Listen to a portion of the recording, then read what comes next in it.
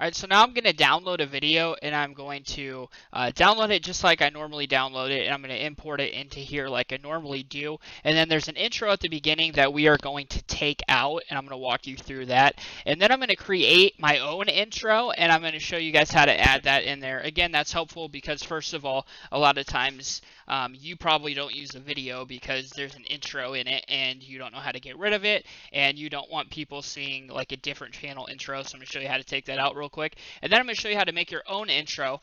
This will be helpful, first of all, because then for your branding for your own channel, it will, it will look like your video, right? Which is a really good thing to have because, instead of having someone else's outro in there or intro, you're going to have your own intro, and that will help you make it look like it's your video. And not only that, but when you go through the review process, the reviewers are going to see that all of those are your video because they have your intro in it. So that's something that you're definitely going to want to do.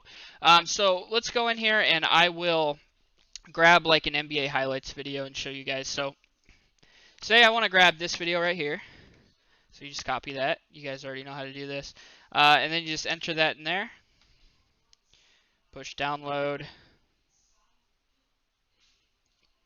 Alright, and now it's downloading right down here. Here, let me lower the screen so you can see. So it's right down there. And it's almost done downloading here. It's really quick.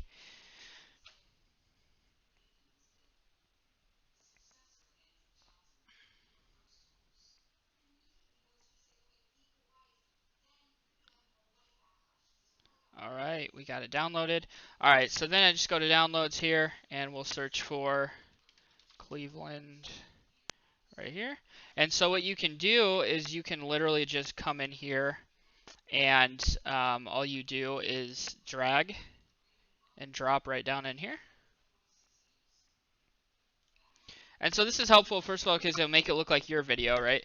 And then not only that, but it will change the time signature, like I said. So it won't be a duplicated video anymore because it will have slightly different audio and a slightly different time on it as well, which is very big. So then you can just drag that right in here. So now we got the video in there, and we're going to take out this intro right here. So this whole intro, we don't want this. Alright, so you can see where it stops right here, where it turns from white. So what we're going to do is just come right over here, and you can just right click and push slice right there. So it'll slice that beginning, okay? So it's sliced. It's not taken out yet, but it's sliced. So then you need another slice point, and then you can remove that whole area. So we want to go over, so the intro stops right here.